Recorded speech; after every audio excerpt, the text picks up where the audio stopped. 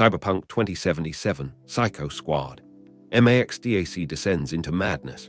Prescient Solutions, a Militech weapons innovation lab disguised as a finance company, makes mountains of eddies, but there's been a breach.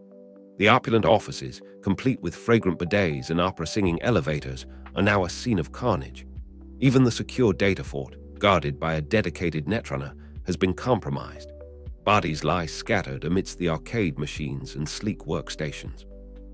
It's a bloodbath, leaving one to wonder what Dweller, the guy in charge, will do to cope with the stress. They say netrunners live and breathe cyberspace. It is an honor and a privilege to blow off heads with you all as the MAXDAC AV touches down the front door, breaches open in an explosive hail of gunfire. The MAXDAC squad moves in, weapons blazing, taking down security drones with brutal efficiency. Tell him we can defund MAXDAC. One of the drones manages to transmit before being blasted to scrap. The team blasts through security drones, now under Tyburn's direct control. Did no one program the security drones to not shoot at badges? One agent asks as he fires at a rogue cleaning bot. Amidst the chaos, another remarks, very reassuring in a building devoted to shiny new ways of killing people. Stepavic unsheathes his katana, his face lit with a disturbing grin.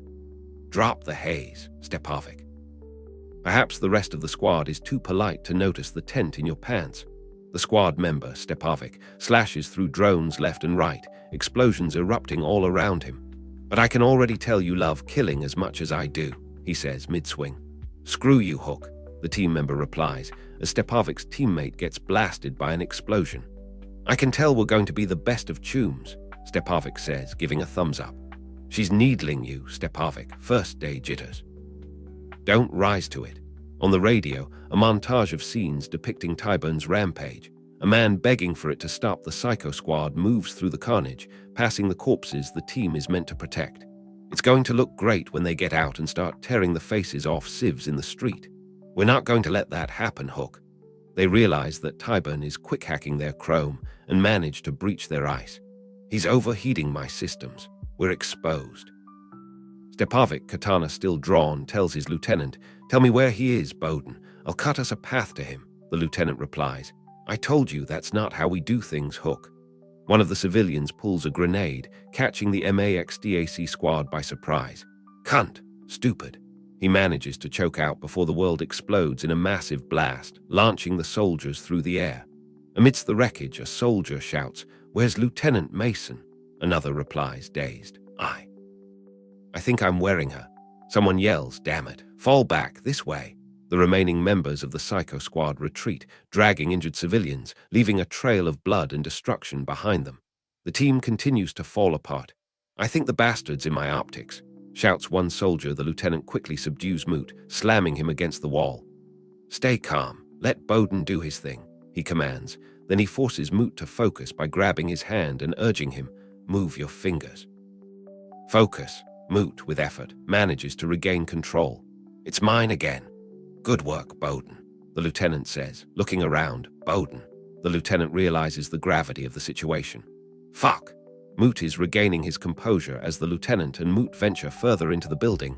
They are met with more scenes of carnage and blood. On the radio, Regina Jones is defending MAXDAC's actions, while the host argues that they are being defended by the most dangerous people in Night City.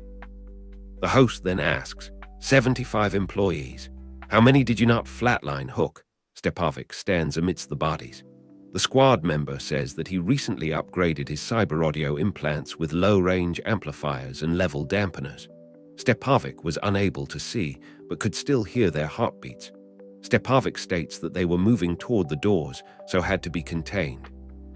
Stepavic holds Tyburn's head, then says, "And I knew if I just kept slicing until there were no more heartbeats, one of them would be him. Threat neutralized. Peace on Earth restored. God bless us, everyone." Stepavic has now been found at the top of the building, surrounded by the victims.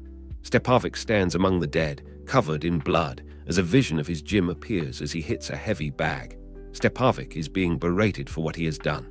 "Remember what you did, Stepavic. Remember what you did to us." Stepavic is reminded by Hook that he still loves it. Stepavic's punch lands with a solid wham against the heavy bag. "Agreed, yesterday sucked," Moot says, Moot approaches, a file in his hand. "What do you want, Moot?" Stepavic asks.